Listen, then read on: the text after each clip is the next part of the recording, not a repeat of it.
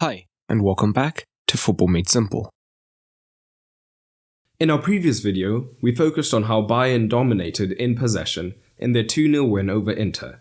But in this video, we'll examine Inzaghi's in-possession tactics, as well as Nagelsmann's interesting defensive structure. So let's dig into the tactics. And guys, if you fancy a bit of fantasy football for Champions League, Premier League and so much more, join me on Spitch, which you can download for free through the link in the description below. And go ahead and join my community by searching for FMS FC to compete against me.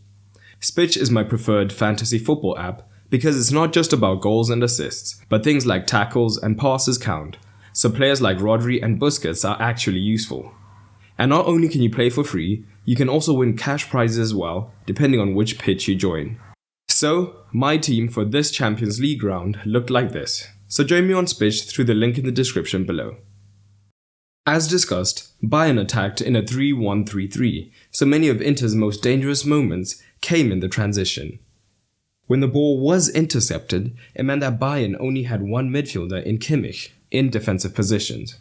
So, with two forwards up top, there was potential for quick transitions, where a forward could be found drawing in a centre-back whilst the other forward made the run, and at the same time, a third-man runner would be looking to make inroads between the defence.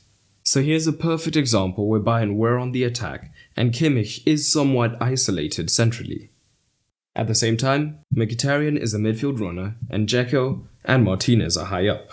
So with Dzeko dropping deeper and Bayern only having a back two, it means that there is space to find Inter's runners through the midfield. This eventually leads to a promising situation for Dumfries which he can't take advantage of. But in settled situations from goal kicks, Inter would look to build up with their back three and overloading either the left or right hand side, depending on who was wider of the two wide centre-backs, whilst the wing-back would then push higher up. Bayern were aggressive in their press, however, with Mane and an extra man, either Müller or Coman, looking to push onto the two centre-backs, whilst the full-back would be ready to press if the ball did go wide. Inter was slightly more risk-averse, so they did tend to go long in these situations, also helped by the fact they have an excellent target man in Dzeko, as well as Martinez who can make runs looking for the second ball. But in open play, Bayern did defend in their 4-2-3-1, but they were extremely narrow, with the fullbacks tucking in slightly, but Coman and Sane in particular being extremely narrow, looking to prevent any overloads in the midfield. However, Bayern are a front foot team, so with Inter having a back three, we would often see situations where as they played around the back, Coman and Sane would both look to press. This would leave Bayern slightly vulnerable in the wide regions, as if the fullbacks were found, they would have space, and the Bayern fullbacks were highly aggressive in looking to close this down, but this could still leave room to be exploited by the wider midfielders.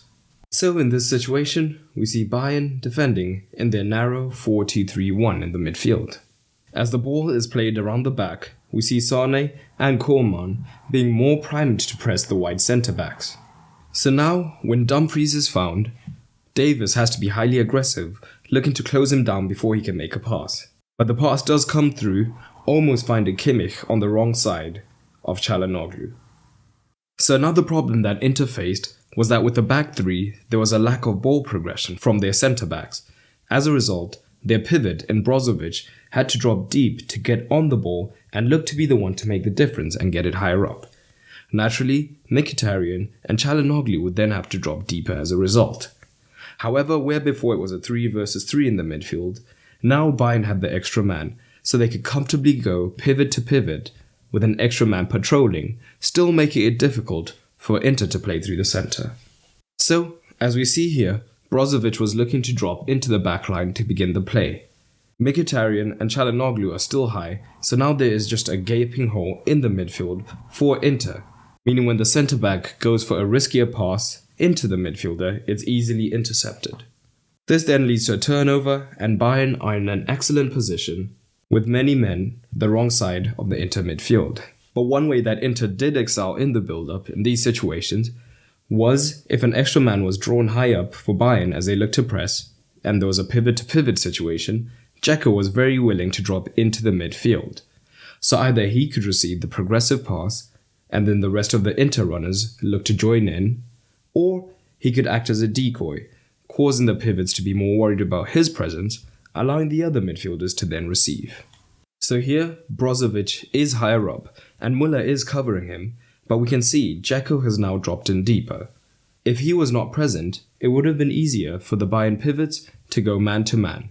However, with one eye on Dzeko, it now opens up a passing lane for an Inter man to receive, which he does, and it's still difficult for the man to go out and press him, as Dzeko is still between the lines. And he does eventually receive. It was an interesting match to kick off the group, but I want to know what you thought of the match. Drop it down below, and hit subscribe so that you don't miss out on another tactical breakdown. I hope you enjoyed this video, and if you did, you might enjoy the content available on my Patreon.